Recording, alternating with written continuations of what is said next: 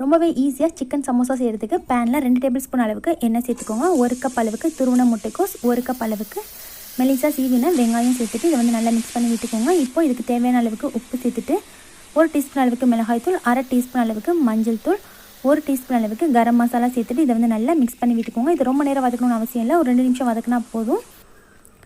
வதக்கினதுக்கப்புறமா எடுத்து வச்சிருக்கிற சிக்கனில் 1 டீஸ்பூன் அளவுக்கு உப்பு சேர்த்து நல்லா மிக்ஸ் பண்ணதுக்கப்புறமா இந்த மாதிரி ஆவியில் வச்சு சிக்கனை வந்து நல்லா ஒரு 10 நிமிஷம் போல் வேக வச்சுக்கோங்க. 10 நிமிஷத்துக்கு அப்புறமா நல்லா சிக்கன் வந்து சாஃப்டாக வெந்து வந்துடும். அதுக்கப்புறமா எலும்பு இல்லாமல் இந்த மாதிரி நல்லா உதுத்து எடுத்து வச்சுக்கோங்க. உதுத்த சிக்கனை நம்ம ஏற்கனவே வதக்கி வச்சிருக்கிற மசாலா கூட சேர்த்து நல்லா மிக்ஸ் பண்ணி விட்டுக்கோங்க.